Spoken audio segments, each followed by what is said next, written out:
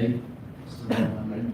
Dengan mengucap Bismillahirrahmanirrahim, maka kita mulai acara preskon kita. Kita akan membacakan pernyataan sikap. Adapun pernyataan sikap ini didasari dari desakan masyarakat yang sangat luas dan setelah diadakan di beberapa tempat melakukan webinar ribuan masyarakat yang besar bahwa harus ada pernyataan sikap agar dirinya langsung ada.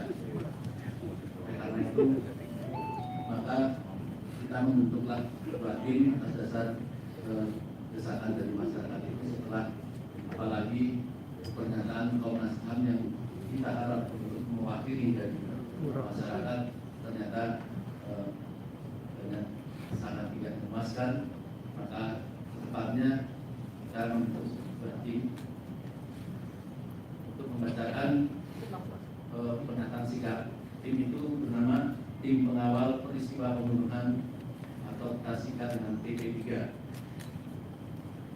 Dan setelah disusun kami persilakan kepada Bapak Marwan Batubara untuk membacakan pernyataan sikap Tim Pengawal Peristiwa Pembunuhan TP3 atas peristiwa terbunuhnya 6 laskar FPI. Saya kira saya langsung berikan kepada Pak Marwan untuk membacakan dan kita jawab setelah membacakan keputusan.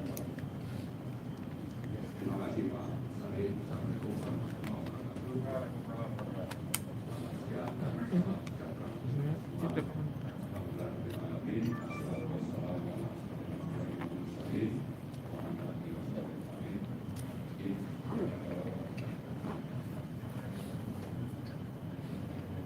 Pernyataan sikap Tim Pengawal Peristiwa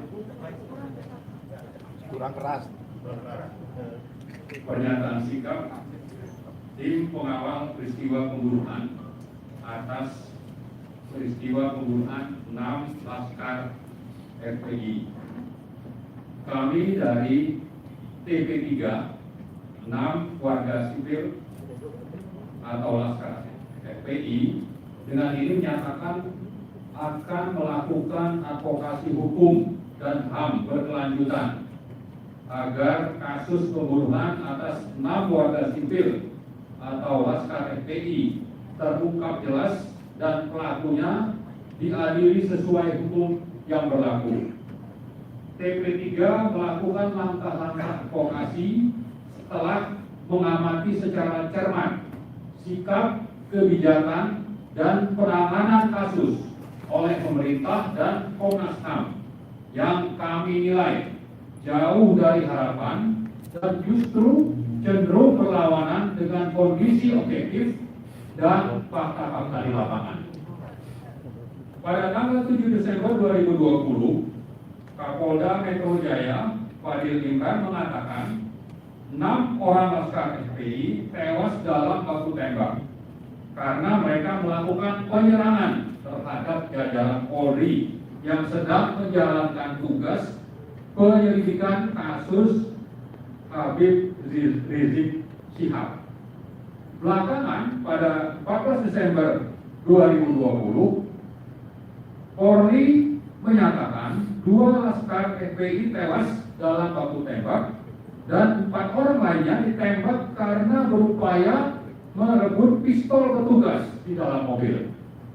Polisi terpaksa melakukan tindakan tegas dan terukur, kata Direktur Tindak Pidana Umum Badan Reserse Kriminal Polri, Brigadir Jenderal Andi Rian. Dari kompilasi informasi yang dilakukan, TP3 menemukan fakta bahwa laskar FPI tidak memiliki senjata, tidak pernah melakukan penyerangan, dan dengan demikian tidak mungkin terjadi baku tembak. TP3 meyakini yang terjadi adalah pembunuhan dan pembantaian yang patut diduga telah direncanakan sebelumnya. Sebaliknya, TP3 menilai apapun alasannya, tindakan aparat polisi tersebut sudah melampaui batas dan di luar kewenangan menggunakan cara-cara kekerasan, di luar prosedur hukum dan keadilan atau extrajudicial killing. Tindakan brutal aparat polisi ini merupakan bentuk penghinaan terhadap proses hukum dan pengingkaran atas azas praduga tidak bersalah dalam pencarian keadilan, sehingga bertentangan dengan Pancasila, Undang-Undang Dasar 1945, dan peraturan yang berlaku. Karena itu TP3 mengutuk dan mengecam keras para pelaku pembunuhan, termasuk atasan dan pihak-pihak terkait. TP3 menuntut pelakunya diproses hukum secara adil dan transparan. Sebagai pemimpin pemerintahan, TP3 meminta pertanggungjawaban Presiden Jokowi atas tindakan dalam kasus pembunuhan tersebut.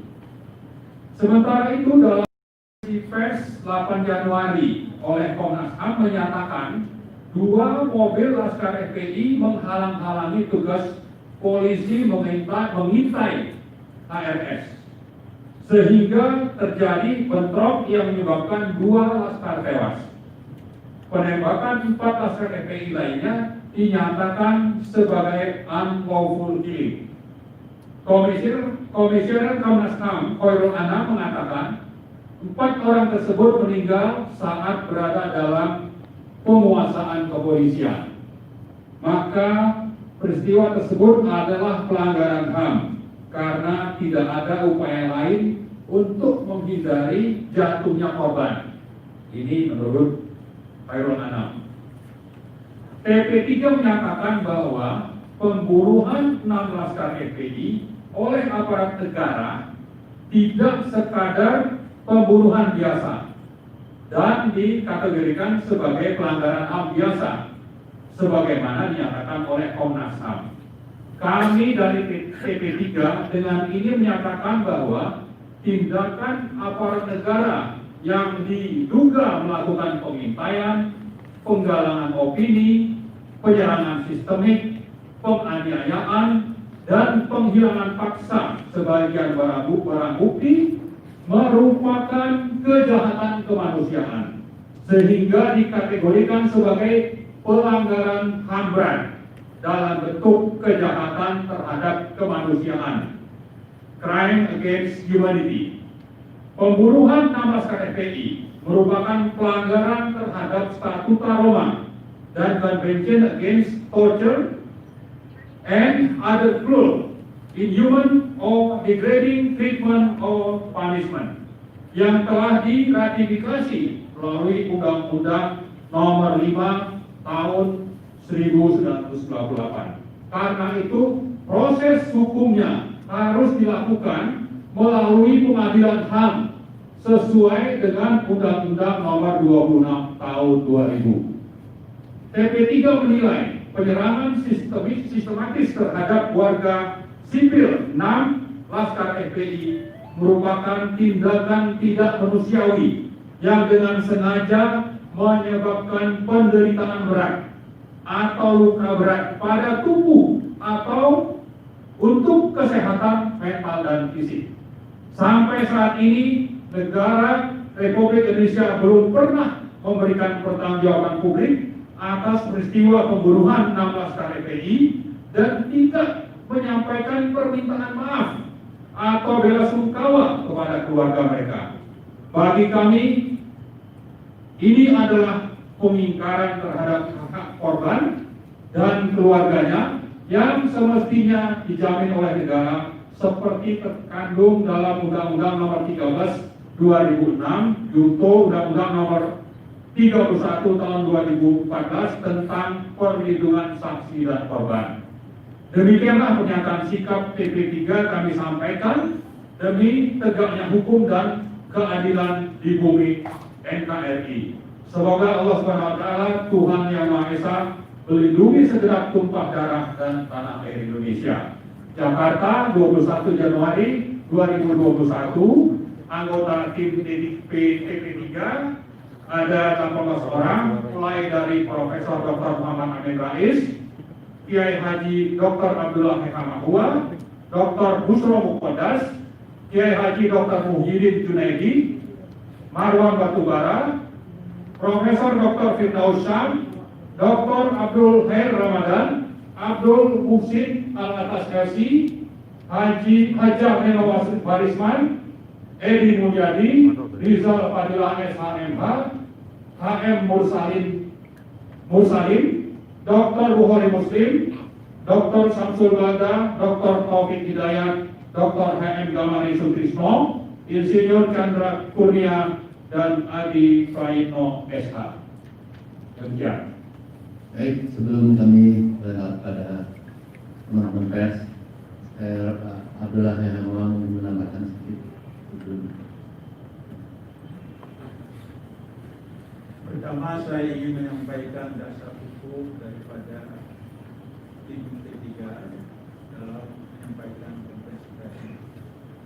Pertama, Undang-Undang Dasar Pasal 28 memberikan kewenangan dan hak pada setiap warga negara berkumpul, berserikat, dan berpendapat. Yang kedua, Undang-Undang Dasar Pasal 28F itu juga memberikan hak bagi setiap warga negara untuk mendapatkan informasi, mengumpulkan informasi, dan menyalurkan informasi kepada pihak terkait. Yang ketiga, berdasarkan Undang-Undang Nomor 29 Tahun 1999 tentang HAM, maka setiap warga negara juga berhak untuk menyampaikan proses temuan-temuan pada lembaga-lembaga terkait, baik secara nasional maupun secara internasional, dalam negeri maupun luar negeri. Itulah tiga dasar kenapa kami melakukan kegiatan ini.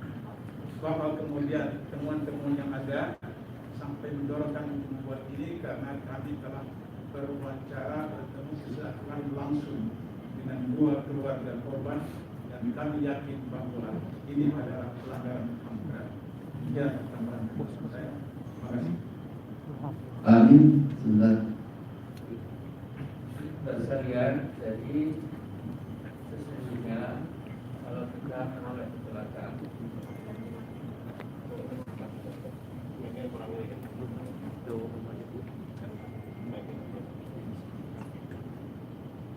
jadi dulu kita masih ingat 1998 itu ada mass killing dalam peristiwa Banyuwangi. Jadi PBNU itu membuat fact finding commission, tim cari fakta. Anggotanya Kiai Haji Said Akhil Siraj, yang kedua Rozi Munir, ketiga, keempat, dan lainnya saya lupa. Kemudian hasilnya itu diberikan ke Panap untuk Pak Jenderal Wiranto dan kepada kejaksaan dan lain-lain yang berkaitan dengan penegakan hukum. Tapi kemudian hasilnya nihil, tidak ada follow up sama sekali. Kalau itu Gus Dur dari Ketua PBNU mengatakan itu namanya adalah operasi naga hijau, jadi sudah mengarah sesungguhnya. Nah, kemudian sesungguhnya kalau kita mau jujur, ya, pelanggaran HAM itu dilakukan mungkin terpaksa, ya, mungkin terdesak dan lain-lain, tapi tetap bukan pelanggaran.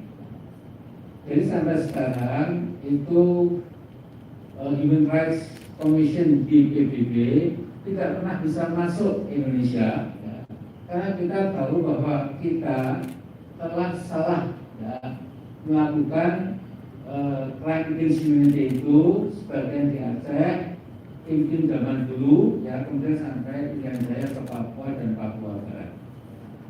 Nah, jadi mengapa kita punya keadenan, ya, karena kita paham kalau ini pun kita lepaskan, ada ribuan, saya kira ada ribuan orang yang nggak suka kepada tegaknya hukum, ya, mereka kalau ada peluang untuk memusnahkan nyawa itu enteng saja, enteng sekali bagi mereka. Sehingga ini sesungguhnya ini apa? Ini moment of truth. Ya. Kalau tadi malam saya lihat Pak Susilo Prabowo itu omongannya kan merdu, ya, mudah-mudahan. Ya. Tapi saya masih pernah mengatakan, mudah-mudahan bukan dia, tapi sudah jadi kenyataan, ya sudah nggak apa-apa. Tetapi kalau Pak Kapolres sekarang ini itu betul-betul bisa menegakkan apa yang dibicarakan itu luar biasa. Ya.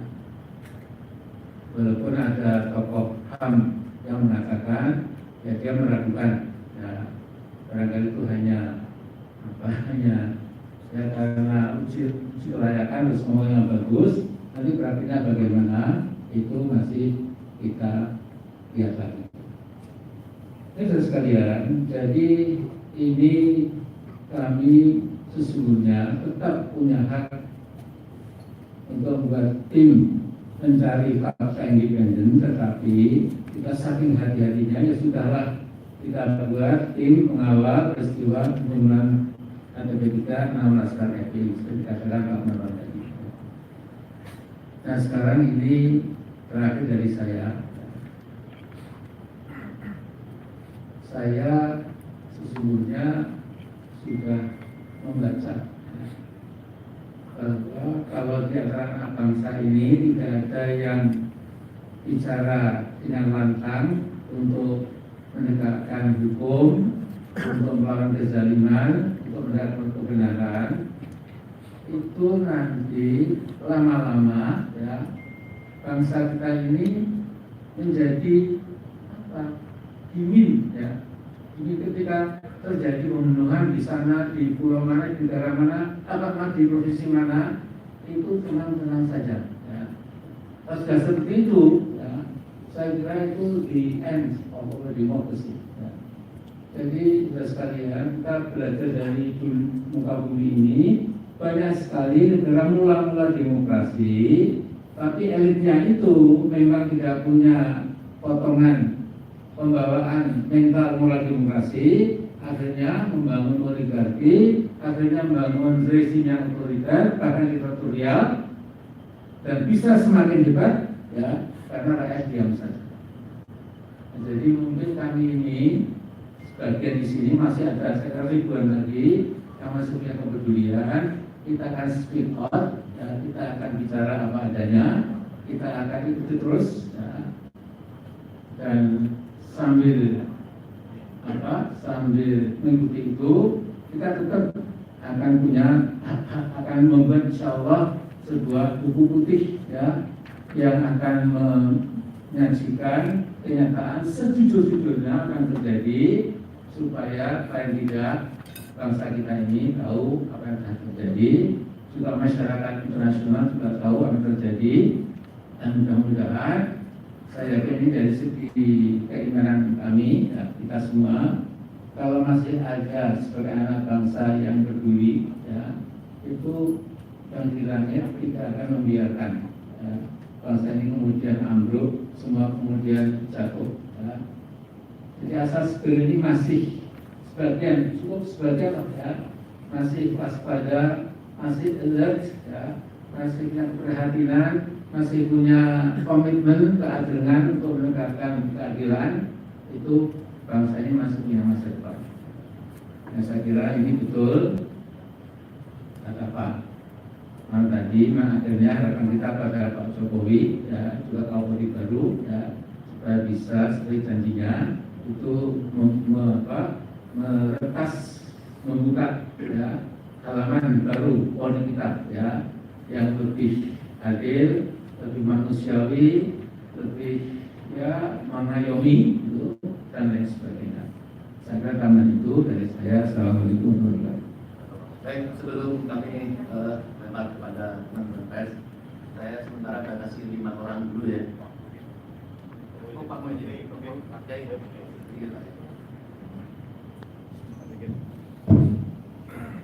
Assalamualaikum warahmatullahi wabarakatuh. Intisari dari agama Islam adalah amar ma'ruf dan nahi munkar. Sebagai umat Islam yang oleh Allah Subhanahu wa taala dinilai dan dianggap sebagai khair ummah, ciri nomor satunya adalah itu antara amar ma'ruf dan nahi munkar harus dilakukan secara seimbang. Tidak boleh amar ma'ruf saja dan nahi munkar ditinggalkan atau sebaliknya. Nah, apa yang kami lakukan di tim ini adalah melakukan nahi munkar. Kami yakin tidak semua intelektual dan tokoh cendekiawan, scholars berani dan memiliki ikat untuk melakukan nahi munkar karena memiliki risiko yang lebih besar daripada amar ma'ruf. Oleh karena itu, kalau kita tidak melakukan nahi munkar, secara tidak langsung kita menegasikan salah satu perintah Allah Subhanahu wa Ta'ala. Jadi kami berkumpul bagian daripada perintah Allah melakukan amar ma'ruf dan nahi munkar. Apalagi banyak sekali di dalam Al-Quran surah An-Nisa 93 dijelaskan wa may yaqtul mu'minan muta'ammidan fajaza'u jahannam khalidan fiha. Siapa saja yang membunuh seorang mukmin secara sengaja, maka ganjarannya adalah jahannam, ya neraka, tinggal di sana selama-lamanya. Bahkan bukan hanya itu, wa ghadiballahu alaihi, Allah akan marah kepadanya, bahkan Allah melaknatnya. Kemudian yang terakhir, wa'adda lahu adzaban muhina, dan Allah menyiapkan sebuah siksaan yang sangat menyedihkan. Karena kita umat Islam, apalagi mayoritas bangsa Indonesia adalah Islam, kita harus memiliki kepedulian terhadap nasib saudara-saudara kita, ya umat Islam dan bangsa Indonesia yang baik. Terima kasih. Assalamualaikum warahmatullahi wabarakatuh. Sebelum kami lewat ke teman-teman pers, kami ingatkan untuk kita menjaga jarak, jangan sampai mengatakan tadi salahkan, dan silakan untuk menjaga jarak.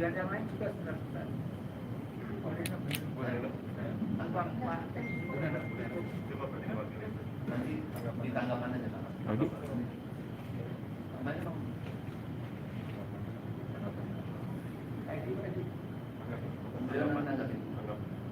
Baik, 5 dulu. Pertama siapa? Asunan jari. Ada?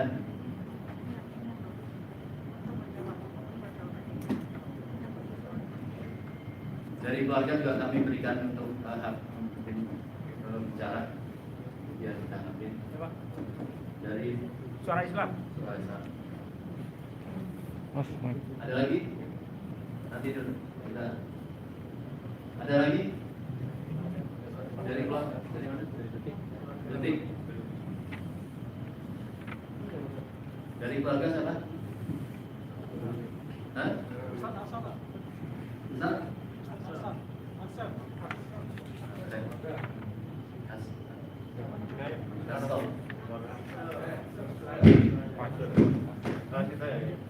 Ada lagi? Ada lagi? Cukup? Baik, kami serahkan kepada Bapak Taufik dari Suara Islam. Saya Taufik Hidayat dari Suara Islam. Ingin menanyakan terkait dengan apa yang disampaikan temuan dari Komnas HAM.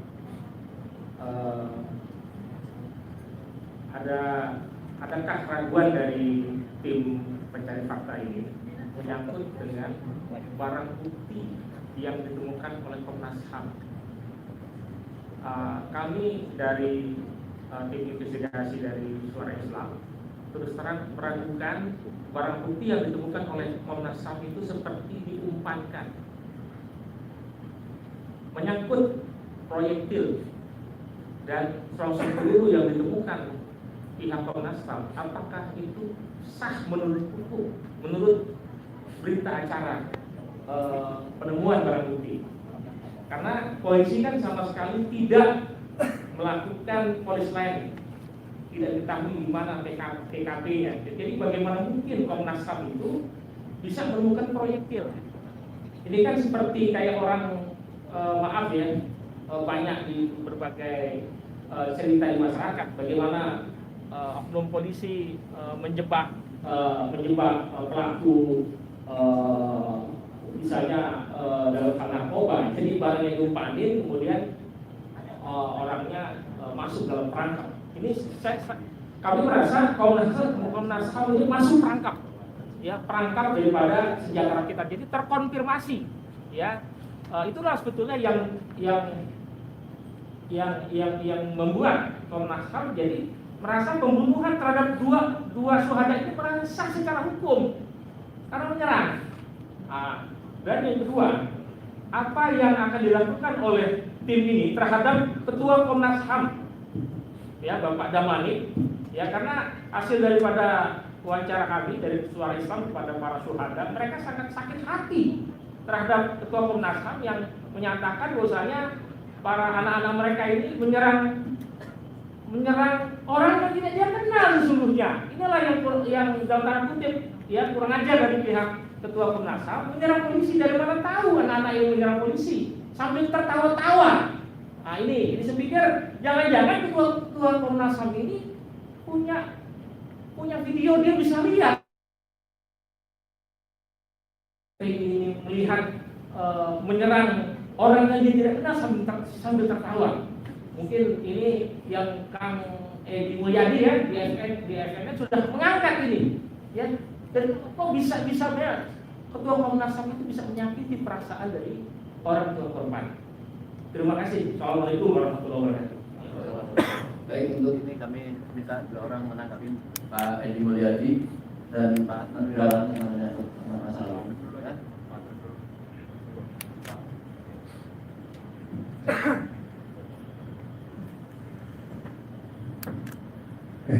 Terima kasih dari Suara Islam. Assalamualaikum warahmatullahi wabarakatuh. Pertama-tama untuk rekan wartawan, ya, tadi ada dua dokumen yang kami bagikan. Yang satu adalah short form atau versi pendek yang kami bacakan, versi panjang dan detailnya ada di lampiran. Itu lebih detail dari apa yang kita sampaikan yang dibacakan oleh Pak Marwan. Coba dengan pertanyaan dari Suara Islam mengenai barang bukti, ya, kami berpendapat bahwa barang bukti itu, ya, kalau Komnas HAM mengatakan bahwa itu adalah pernah dikuasai atau digunakan oleh Laskar FPI, maka seharusnya dugaan yang sah untuk itu adalah jika ada sidik jarinya. Jadi ada sidik jari yang dikenal pada FPI dan sidik jari yang ada pada barang bukti itu. Nah, kalau tidak ada sidik jarinya itu bagaimana bisa menduga bahwa ini miliknya Laskar? Terus kemudian bagaimana juga tidak dijelaskan di dalam laporannya Komnas HAM itu adalah bagaimana proyektil itu atau selongsong peluru barang bukti yang ditemukan. Dia tidak menjelaskan di dalam konvensi sana bagaimana mereka menemukan, hanya mengatakan menemukan dalam wilayah cakupan yang luas, ya, dan sudah beberapa hari kejadiannya. Perlu diketahui kan barangnya itu kecil padahal ditemukannya dalam ruas yang luas, ya. Bagaimana itu ditemukan? Apakah disodorkan oleh polisi ataukah dia yang menemukan sendiri setelah sekian hari? Itu juga tidak dijelaskan. Terus kemudian mengenai operasi pembuntutan, sudah dijelaskan mungkin di dalam lampiran ada penjelasan secara detail mengenai operasi pembuntutan ini. Bagaimana, apakah hal ini sah, ya? Seorang yang baru status hukumnya adalah sebagai saksi, hanya saksi saja, dan saksi baru dipanggil 2 kali, dan sudah ada kesepakatan pada panggilan yang ketiga akan datang itu juga sudah ada kesepakatan. Apakah boleh seorang saksi itu diuber-uber layaknya orang yang baru saja melakukan kejahatan terus kemudian lari? Kan kalau toh itu dianggap kejahatan, bagi kami bukan kejahatan, perbuatan pidana lah yang karena melanggar prokes gitu, kan sudah terjadi, ya. Dan Habib Rizik itu status hukumnya hanya sebagai saksi. Bagaimana saksi harus dikejar-kejar seperti itu? Dengan demikian ada tindakan yang berlebihan. hal lain yang ingin kami sampaikan pada kesempatan ini adalah mengapa kami tidak puas dengan menurut menanggapi pertanyaannya dari suara Islam. Kok tidak puas dengan Komnas HAM, apa yang dilakukan Komnas HAM? Nah, ini justru menurut pendapat tim ini adalah bahwa ini justru menunjukkan bahwa pemerintah itu adalah unwilling dan unable ya untuk melakukan penuntutan terhadap HAM berat, dan kami berpendapat yang berbeda. HAM berat bukan HAM saja yang sebagaimana yang disampaikan oleh Komnas HAM. Saudara-saudara sekalian, yang namanya perbuatan tidak, Komnas HAM ini diberikan wewenang oleh Undang-Undang Nomor 26 Tahun 2000 itu untuk melakukan penyelidikan. Jadi dalam penyelidikannya itu kesimpulannya hanya ada dua, HAM berat atau tidak ada sama sekali. Tidak ada HAM biasa, kan tidak ada. Jadi nggak boleh kok HAM kok bukan HAM berat tapi HAM biasa atau HAM tanpa imbalan berat. Terus kemudian mengatakan hal itu adalah tindak pidana yang berhak, dia tidak mempunyai kompetensi absolut untuk menentukan apakah itu tidak pidana atau bukan, karena tidak pidana itu menangnya polisi menentukan, bukan HAM. Kalau Komnas HAM itu pelanggaran HAM berat saja. Dengan demikian kalau dia mengatakan pelanggaran HAM, seharusnya itu namanya HAM berat, tidak ada kemungkinan lain. Jadi dia tidak punya wewenang untuk menentukan itu adalah tindak pidana, karena tindak pidana itu bukan dalam kompetensi absolutnya. Itu. Terima kasih. Baik, lanjut saja. Oke, sebelumnya kami mohon Pak Dr. Refri Harun untuk ke depan karena kami juga. Silakan Pak Refri Harun nanti ikut bantu berbicara.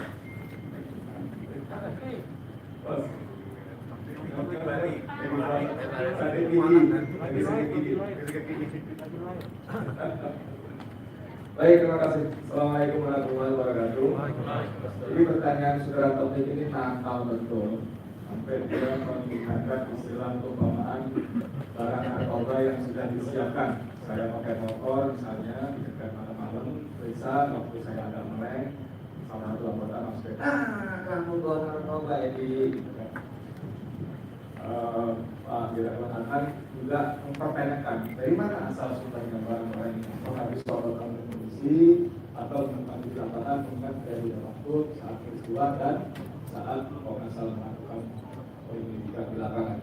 Saudara sekalian, kalau PP3 ini kami bentuk memang didasari utamanya selain tadi Pak Abdullah Hermanullah menyebut dasar hukumnya pasal sekian, juga karena ada rasa sangat kecewa dan tidak puas terhadap kinerja Komnas HAM, sebuah lembaga negara yang dibiayai oleh APBN atau dibiayai oleh rakyat. Ternyata kami menilai hasilnya jauh dari yang seharusnya, jauh dari yang semestinya. Dalam paparan kami halaman disebutkan Komnas HAM cenderung hanya menggunakan informasi dari pihak kepolisian untuk dijadikan sebagai laporan. Misalnya dalam laporannya disebut-sebut ada mobil anggota Laskar menghalang-halangi tugas pengintean petugas polisi. Ini kalimat yang dari huruf pertama sudah syarat dengan keamburadulan. Iya, pertama mobil Laskar menghalang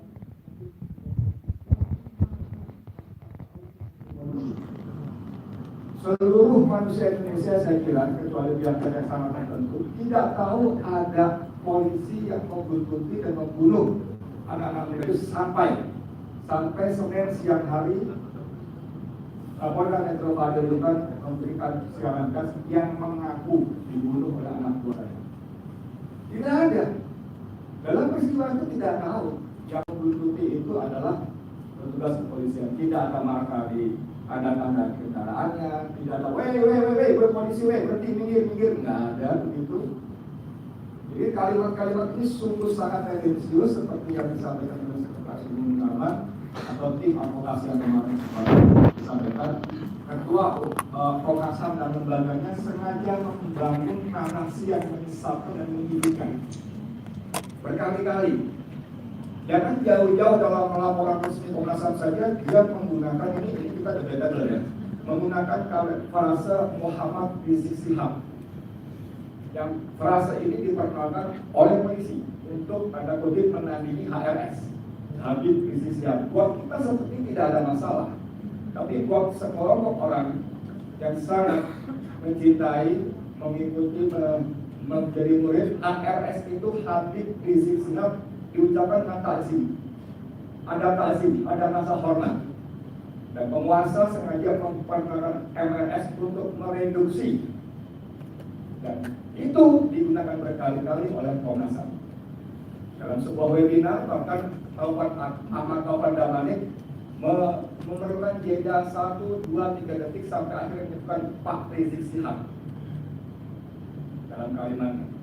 Jadi saudara sekalian, Komnas HAM ini harus dipertanyakan, diingatkan lagi bahwa Anda berkumpul di situ, orang-orang dipilih, orang-orang dianggap punya integritas dan kemampuan, kapasitas, kapabilitas, dibiayai oleh uang negara, uang rakyat, please, bekerja untuk rakyat. Coba ketika dia menyebut ada 4 laskar yang ditembak, 2 laskar mati karena tembak-menembak, ini semua bias. Dia dalam laporannya tidak menjelaskan bagaimana mungkin Fadil Imran ketika menjelaskan kepada publik lewat media bahwa ada 10 orang yang diambil tindakan tegas dan terukur, 6 tewas, 4 lari. How come? Mobil itu cuma berisi 6 orang, bos. Bagaimana sebut 10 orang, 6 tewas, 4 lari? Oh. Jadi Komnas HAM ini tidak bekerja dengan baik menurut saya. Harus dikritisi, menurut saya begitu. Jadi banyak beberapa hal lainnya yang saya kira teman-teman lain akan menambahkan. Terima kasih banyak. Assalamualaikum warahmatullahi wabarakatuh. Baik, detik pertanyaan kedua ya. Gagasan dari detik. Ya.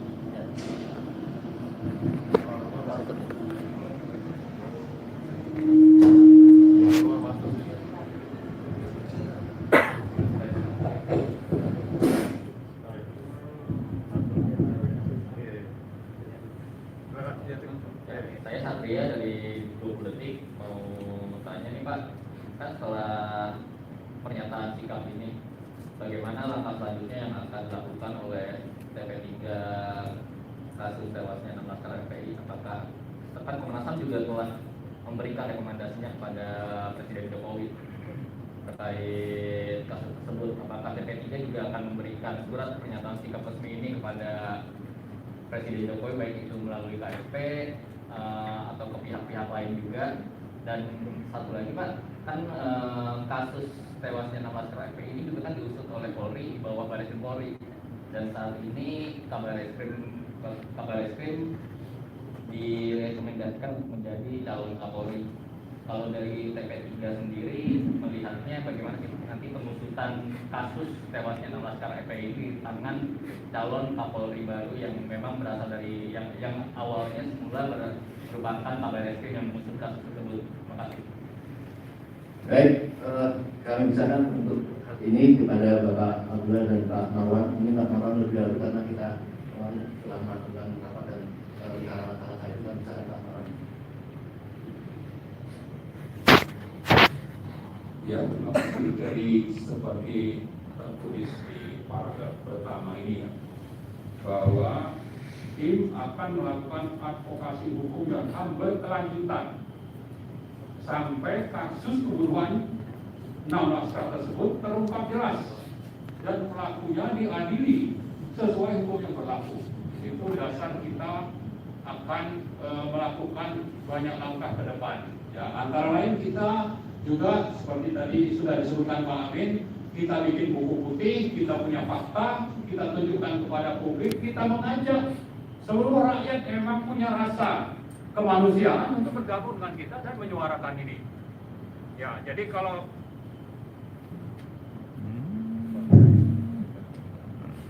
kalau sekedar Pak Jokowi, ya mungkin kita akan ke sana kalau memang perlu. Ya, lalu juga kita akan ke DPR misalnya, atau kemana yang kita anggap relevan untuk melakukan advokasi berkelanjutan ini, termasuk juga kepada lembaga-lembaga internasional yang relevan. Saya kira itu mungkin ya. Pak Abdullah akan menambahkan, silakan.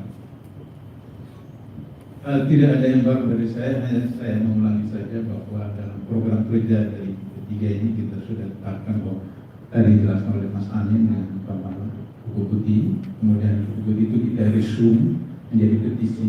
Petisi itu kita akan sampaikan pada semua pihak terkait, apakah MPR, DPR, Presiden dan lain-lain, dan kita ajak untuk paling tidak ratusan tokoh-tokoh bangsa dari berbagai latar belakang agama, suku, profesi dan seterusnya. Kemudian kita coba untuk ke ICC, International Criminal Court, untuk memprosesnya sehingga berbarengan seperti itu.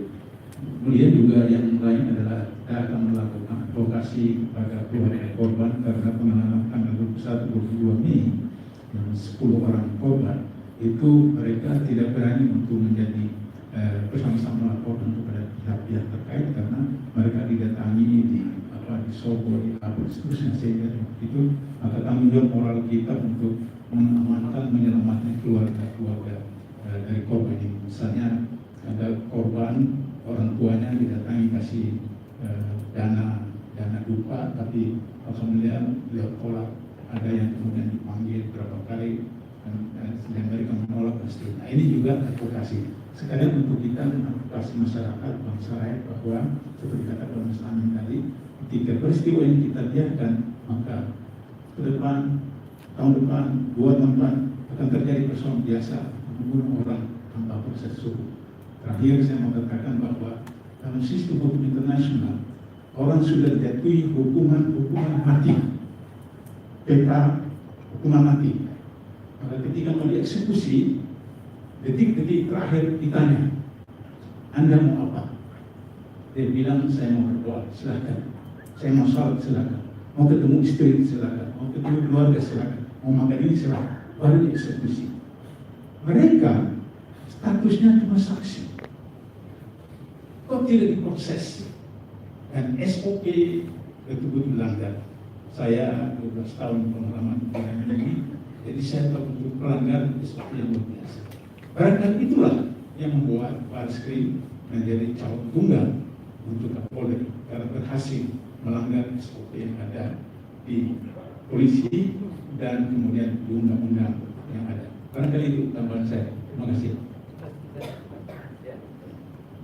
Jadi saya setuju semuanya. Cuma begini, ya, kalau menurut ilmunya Pak Refki Harun, ya, yang pakar hukum, saya kulit-kulitnya. Ya. Ada 2 macam crime. Actually ada 2 kinds of crime. Yang pertama, crime of omission, yaitu kejahatan melakukan tindak kriminal tersebut.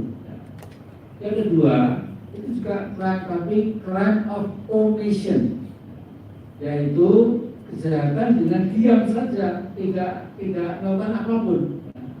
Jadi kalau saya lihat di pinggir jalan ada seorang yang menyiksa seorang yang lain begitu, padahal saya mampu untuk menghentikan, ya, tapi saya diam saja, saya kena hukuman karena saya cuma diam. Jadi makanya saya katakan, banyak ahli hukum mengatakan silence is violence. Diam itu sesungguhnya juga kejahatan juga. Karena itu kita berkelanjutan terus saja. Ya. Karena sekarang tadi ini adalah sesuatu the last step of justice. Walaupun biar kemudian hilang, akan ada ribuan orang-orang yang tumis yang betul-betul gawat, itu akan seingatnya dan terus dilindungi. Itu akan membuat masa depan kita akan berat sekali. Terima kasih. Baik, sebelum kita lanjut ke keluarga korban, kami harap Pak Refki Harun memberikan sedikit tentang masukan tentang Pak Arman sedikit karena ini mungkin begitu pengen tahu langkah hukum seperti apa. Baik, jadi di awal kami sampaikan bahwa karena kami melihat TP3 ini melihat bahwa pemerintah itu adalah tidak telah terbukti tidak bersedia dan tidak mampu untuk melakukan itu, maka saluran berikutnya kami akan melakukan pengaduan ke Dewan HAM PBB. Dewan HAM PBB itu mengenal adanya pengaduan dua individual pengaduan itu yang dalam bentuk communication, ya. Tidak berarti kami itu kemudian beracara di mana. Hanya itu dikenal. Itulah yang akan kami lakukan karena dalam pengamatan kami pemerintah ini adalah unwilling dan unable untuk melakukan penuntutan itu. Nah, tadi ada pertanyaan yang belum terjawab juga mengenai mengapa tidak dilakukan polis lain itu. Nah, kami juga membaca di dalam SOP-nya polisi itu, atau kalau terjadi adanya mayat atau korban pembunuhan itu, yang protapnya itu harus tidak boleh diadakan perubahan terhadap barang bukti itu, harus dibiarkan sebagaimana adanya, kemudian polis lain. Nah, ini kok kesannya kok kemudian diambil barang buktinya sehingga sudah berubah. Karena adanya perubahan ini tentunya ini adalah bertentangan dengan rule of law-nya. Rule of law itu mengatakan bahwa dalam rangka menegakkan hukum, ya, petugas hukum itu terikat juga oleh ketentuan hukum. Gitu. Jadi dalam hal ini itulah yang dilanggar antara lain.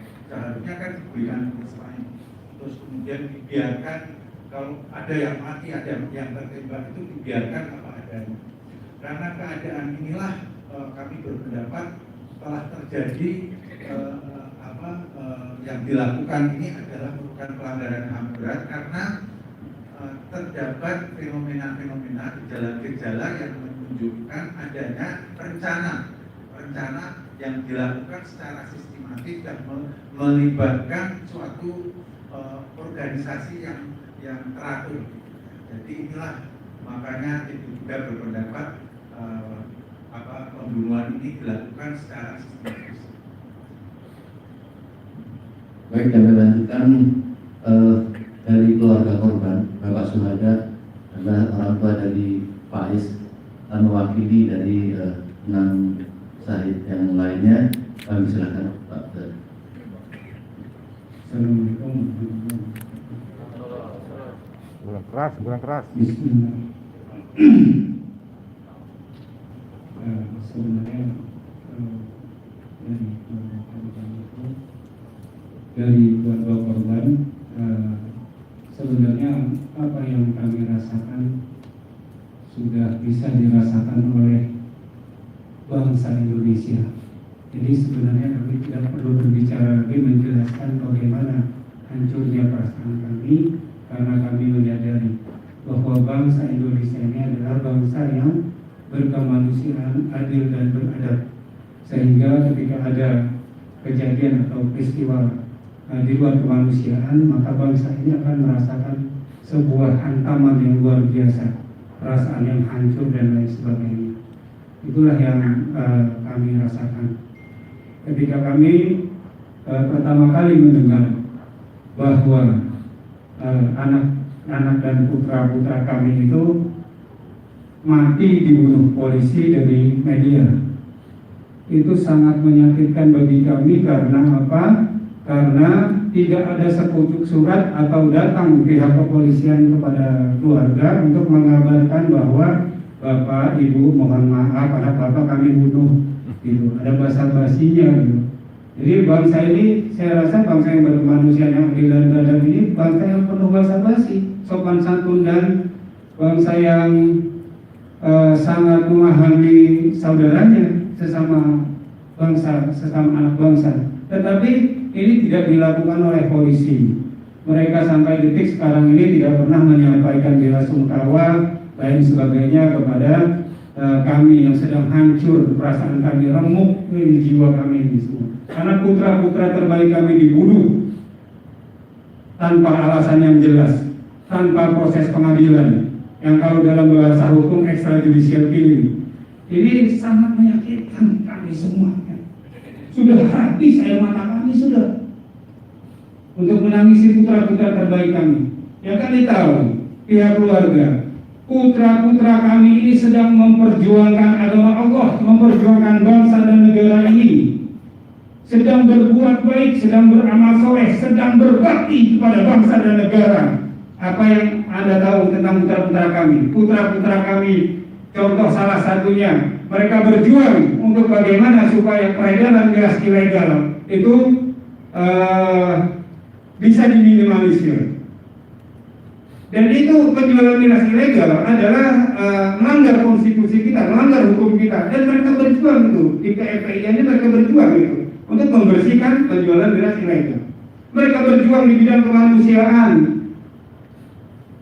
Bencana di mana-mana, mereka turun, mereka bantu. COVID-19, mereka turun, mereka bantu. All out, mereka berjuang untuk bangsa dan negara ini. Tiba-tiba mereka dibunuh, dan ini membuat kami, keluarganya, sangat sakit.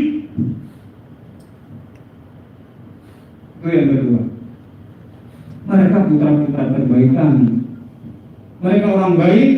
Mungkin kali ini ucapan dari kami keluarganya, silahkan cross check kepada lingkungannya. Kalau ucapan kami salah, bahwa putra-putra kami adalah orang terbaik yang tidak pernah berbuat kriminal,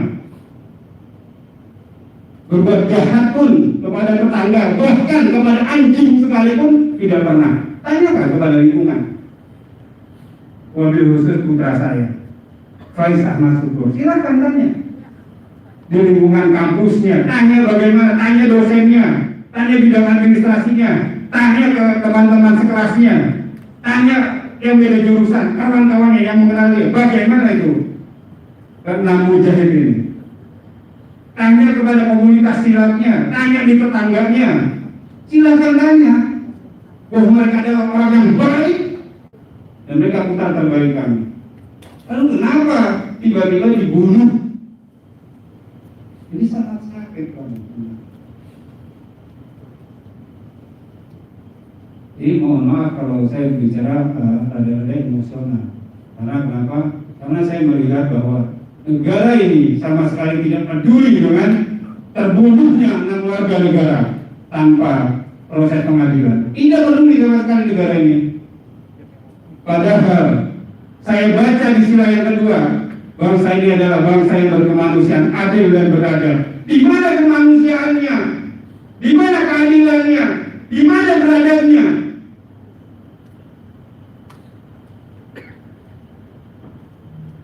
Jadi kami sangat berterima kasih kepada tokoh-tokoh yang terus menggaungkan proses pengadilan terhadap pelaku pembunuhan ini, pembunuhan biadab dan kejam ini. Artinya terima kasih banyak buat sebagian umat Islam terus untuk mengungkap agar supaya pelaku daripada pembunuhan yang disembunyikan, yang sampai sekarang disembunyikan, itu segera terungkap dan segera diadili seadil-adilnya untuk membuktikan bahwa bangsa ini adalah bangsa yang berkemanusiaan, adil dan beradab. Para pengelola negara khususnya, ini adalah kasus kemanusiaan yang luar biasa. Laskar FPI adalah orang-orang yang menjunjung tinggi harkat martabat dan kemanusiaan. Mereka berjuang di bidang kemanusiaan. Sekarang mereka dibunuh secara tidak berkemanusiaan. Ini luar biasa. Jadi mudah-mudahan perasaan hancur dan remuknya kami keluarga yang akan kami rasakan, seluruh keluarga besar kami akan rasakan, ini luar biasa. Satu lagi, keluarga tidak pernah mengizinkan putra-putranya untuk diotopsi, dan ketika dibawa dari rumah sakit kami melihat jenazah putra kami dicari dari ujung sini sampai ke bawah, ada bekas jahitan. Nah ini putra kami, bukan anak mereka ini. Dan mereka jahit sembarangan seperti itu, mereka bongkar itu isi. Mereka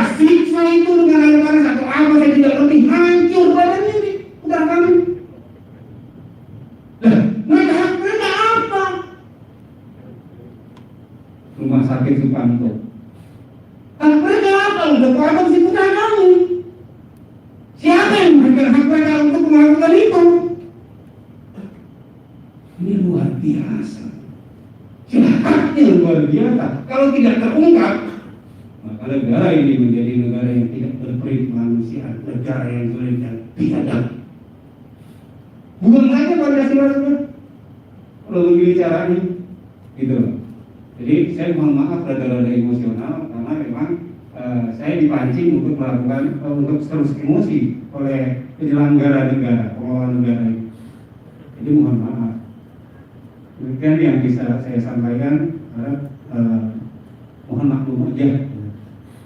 Assalamualaikum. Baik, kita tentu sedih ya. Kami mohon untuk ini Mbak Neno Warisman untuk menanggapi dengan Pak Bukhari Muslim sedikit karena kita sudah khawatir malah tidak selesai. Untuk yang lain kami mohon maaf, nanti biar kita akhiri nanti dengan acara lainnya. Baik, kawan-kawan semuanya, saya sudah mendengar ya beberapa kali membaca dan bahkan memberikan laporan tentang perjalanan. Yang ingin saya sampaikan adalah kita semuanya, Pak Presiden, Pak Menteri, Pak Kapolda, semua saja di semua jajaran di negeri ini, semua pengelola daerah adalah manusia. Dan kita semuanya adalah manusia. Karena itu kita bernama manusia ya, dan memiliki kemanusiaan. Persoalan ini betul-betul merupakan persoalan kemanusiaan. Kalau boleh ya, saya memohon ya, biarlah yang lain mengemukakan fakta. Saya memohon ya kepada semua pihak untuk kembali meletakkan rasa kemanusiaan tersebut, rasa kasih sayang kepada manusia menjadi yang utama, sehingga kita tidak perlu merasa malu ketika melakukan kesalahan ya, ketika mungkin ada pihak-pihak ya yang terlanjur mengatakan A kemudian B, tapi kita kembali kepada sumber pertama kita, yaitu bahwa kita menjadi manusia karena kita dibekali oleh Tuhan sebuah rasa kemanusiaan itu. Itulah yang selalu mendorong kita untuk melihat segala permasalahan yang kita hadapi. Nah, saya betul-betul berharap ya kepada Bapak Kapolri, betapapun banyak yang tidak mungkin meragukan diri sendiri ya, bukan meragukan siapapun, tapi meragukan diri sendiri. Tapi saya mengajak seluruh masyarakat ya, terutama kaum ibu ya. Bayangkanlah ada 6 orang ibu yang harus kehilangan putranya karena mendadak dari peristiwa ini. Walaupun terjadi setahun yang lalu, bagi seorang ibu, ketika anak yang dia lahirkan itu dan dia sayang terenggutnya nyawanya, jangankan ditembak.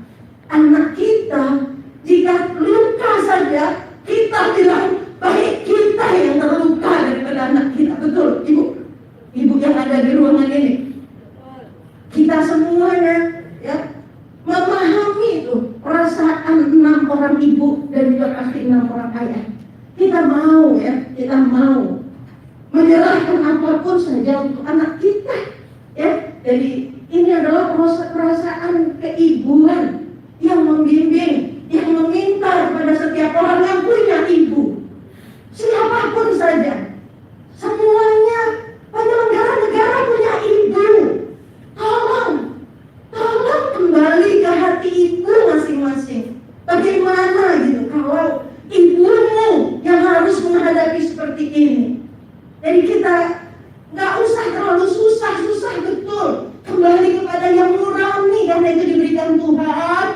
Ya semuanya saja, siapapun yang ada pada persoalan ini, coba bayangkan saja jika itu ibu kita, jika itu saudara kita, jika yang terluka atau yang ditembak itu anak kita, saudara kita. Saya kira kalau itu semua sudah menjadi buntu, saya pun tidak bisa berkata apa-apa. Ya karena disinilah letak kita menjadi manusia, karena kita memiliki rasa kemanusiaan. Ini adalah persoalan kemanusiaan. Itu saja saya kira. Terima kasih. Sedikit Pak Bukhari Muslim. Terima kasih. Nabi SAW menyebutkan unsur akhaka zaliman aw mazluman. Apa yang kita lakukan hari ini bukan hanya menolong orang yang terzalimi, tapi menolong pelaku kezaliman. Apa yang disampaikan oleh Amin Rais tadi bahwa jangan sampai ini dibiarkan, akan berkelanjutan. Kita bisa bayangkan satu nyawa saja, kata Al-Quran, man qatala nafsan bighairi haqqin qatala an-nasa jami'an.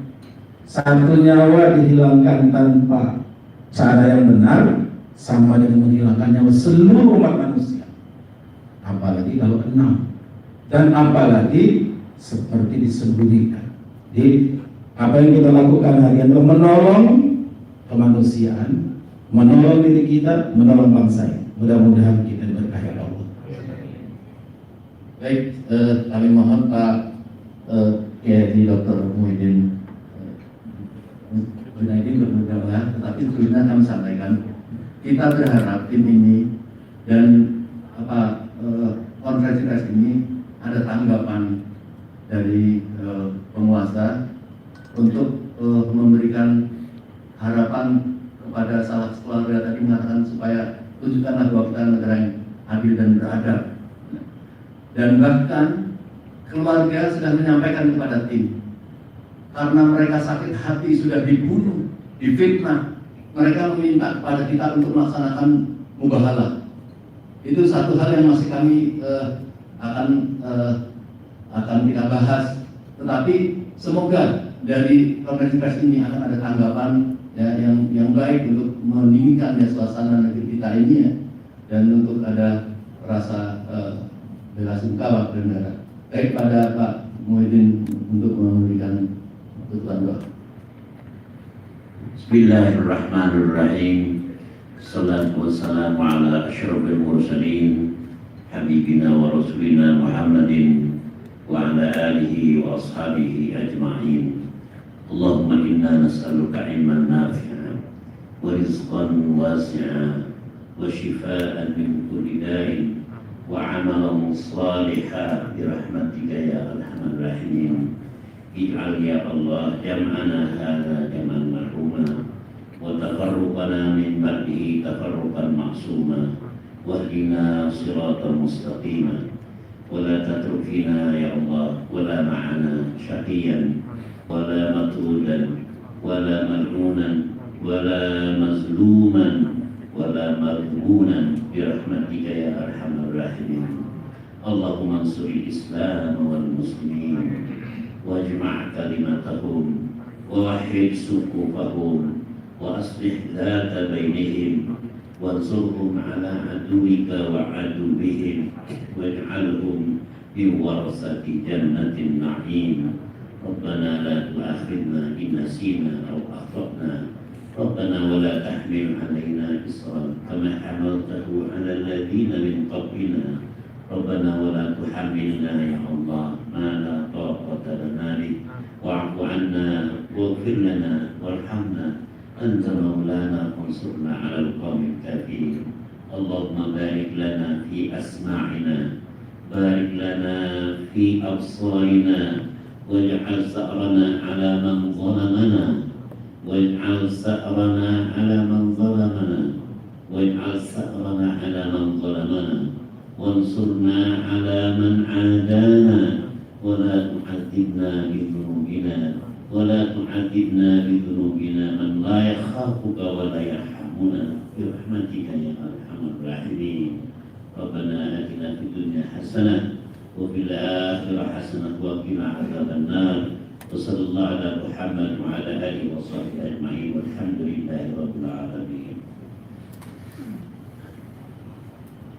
Baik, dengan berakhirnya acara ini maka acara kita bubar dan kami mohon kita tetap menjaga jarak karena takut ada yang melaporkan dengan kesalahan dan kita dari awal sudah mengingatkan itu. Terima kasih. Bagi yang belum makan masih ada snack yang bisa